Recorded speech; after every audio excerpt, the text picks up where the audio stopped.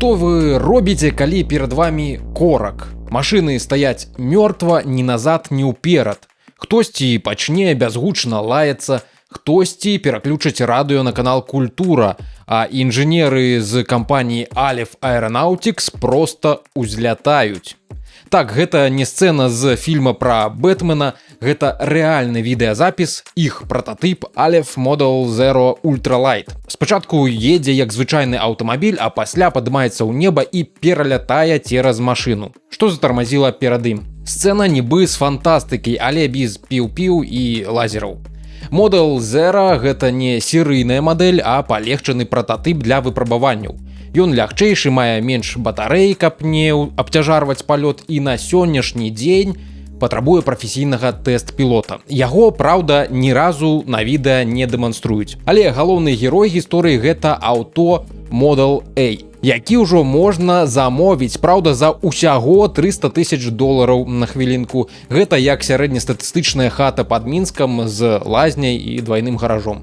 Model A абяцае быць даступным для простага чалавека, па словах Джима Духоўнага, генеральнага дырэктара і сузаснавальніка Aleph. Ну, калі гэты просты чалавек інжынер Google з 6-значным заробкам. На зямлі гэты апарат пакуль зарэгістраваны як нізкахуткасны транспартны сродак і не можа разганяцца больш за 40 км ў гадзіну. І хоць гэта бюракратычнае абмежаванне, але пэўна, хуткасць вышэй ён бы мог паказаць толькі з крутой гары. У небе іншая справа, там абяцаюць круізную хуткасць каля 160 км ў гадзіну і максімальную амаль 360 км ў гадзіну. Чакаецца, што першая спажывецкая мадэль зможа перамяшчацца на 170 км па паветры і на 320 км па дарогах. Гэтыя лічбы могуць павялічыцца, калі кампанія ўкараніць нейкую новую тэхналогію акумулятараў. Дарэчы, праколы. У Aleph яны танчэйшыя за звычайныя аўтамабільныя. Гэта зніжае вагу і дапамагае ездзіць па рознай мясцовасці. Ну а калі дарога скончыцца, заўжды можна націснуць кнопку «Палёт» і пайсці ў абход па паветры. Зразумела, перад тым, як усе мы пачнём лётаць на працу праз дахі панелек, Aleph мусіць атрымаць допускі, прайсці тэсты на бяспеку, краш-тэсты, і гэта, як вы здагадаліся, можа быць дарагім і балючым працэсам, асабліва для самого прататыпа. Але сама ідэя, каб пазбавіцца дарожнага гвалту, выглядае фантастычнай. Як кажа Духоўны, аўтамабіль, які не стаіць у корках, гэта ўжо палова шчасця. Як мала яму трэба для шчасця. Але ж, канешне, у адносінах да распрацоўкі Aleph выкарыстанне слова «аўтамабіль» вельмі спрэчнае. Пакуль гэта нагадвае хутчэй дрон у макеце аўтамабіля. А сузаснавальнік выглядае як галоўны злыдзень з дыснеўскага мультфільма. Перапынак на кароткую рэкламу мяне. Я Віталій Ляхновіч і нядаўна запусціў сайт, які вас запрашаю наведаць. Там можна знайсці тэхнадайджэст «Невідзік», тэкставыя версіі, відэа з дадатковымі матэрыяламі і крыніцамі, асабістыя запісы з закрытага блогу. Там жа можна падтрымаць мяне ў стварэнні кантэнту, як гэта ўжо робяць іншыя спонсары каналу. У прыватнасці Мова.хау, Дмітрый Суднік, Хімік94, Аляксей Гулеў, Алесь, Аляксей, Яўген Барановскі і Венте ID. Выказваю ўсім шчырую падзяку. У 2015 годзе Духоўны з 3 сябрамі Канстанцінам Кіслым, Паўлам Маркіным і Алегам Пятровым на сурвэтцы ў кавярні намалявалі першы варыянт лятаючага аўтамабіля. Не дзівіцеся, але на сайце кампаніі ўсе 4 названыя не менш як тэхнічнымі геніямі. План быў просты як бутэрброд з салам. Пабудуем за паўгады. Але ж вы ведаеце, як гэта бывае з рамонтам у хаце праз паўгода, толькі колеры фарбы выбралі. 4-кратнага тэхнічнага генія не хапіла, каб справіцца з лётаючай машынай за паўгады. Прататып быў гатовы ў наступным годзе.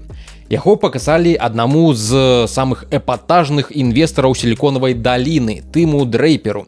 Той паглядзеў і ўклаўся, а яшчэ стаў ментарам і натхняльнікам каманды, бо нічога так не матывуе, як чалавек з валізкай грошай і амбіцыямі Ілона Маска. За наступныя 3 гады нібыта ўзляцеў паўнапамерны немуляжны прататып. І пад гэта, па заявах кампаніі падпісалася яшчэ больш інвестараў. Яшчэ праз 2 гады прататып так і не стаў больш заўважным на дарогах, але хлопцы з Алеф вырашылі, што пара рабіць прыгожа. Бо нават калі машына лятае, але выглядае як халадзільнік з вінтамі, хто ж яе купіць? І ў 2021 годзе лятаючай машыне надалі выгляд варты Need for Speed Space Edition. Штосьці такое можна было ўжо прадаваць. Пакуль што толькі інвестарам. Ні масавай вытворчасці, ні масавай продажы, але масавая апрацоўка СМІ пачалася. Aleph Aeronautics час ад часу з'яўляюцца ў навінах на амерыканскіх тэлеканалах, дзе, шчыра кажучы, не вельмі эфектна лятаючы аўтамабіль соўгаюць з месца на месца. Часам адбываюцца палётныя дэманстрацыі, але да іх таксама хапае пытанняў. Вось для NBC адную такую зладзілі. Машына стаяла, потым з гукам, падобным да працы дронаў, паднялася ў паветра і пераляцела іншае аўто. Журналіст заўважыў, што ён не бачыў, каб нейкі кіроўца, пілот зайшоў ці выйшаў з гэтага аўтамабіля. Яму самому таксама не дазволілі пасядзець у какпіце. Кампанія такімі забаронамі і ўзроўнем сакрэтнасці абараняе сваю інтэлектуальную уласнасць. Пакуль што лятаючыя аўтамабілі Aleph вось так здалёк хутчэй нагадваюць дроны з лёгкай таннай пластыкавай рамкай вакол. Ці можа такога кшталту канструкцыя быць бяспечнай у паветры? Я не кажу ўжо пра звычайную дарогу. Як самалёт, поўнае няшчасце, як аўтамабіль яшчэ горш, як надзея на светлую будучыню, тут пытанне адкрытае. Бо мне, скажу шчыра, не хочацца, каб побач са мной ляталі халадзільнікі з дурнямі за штурвалам.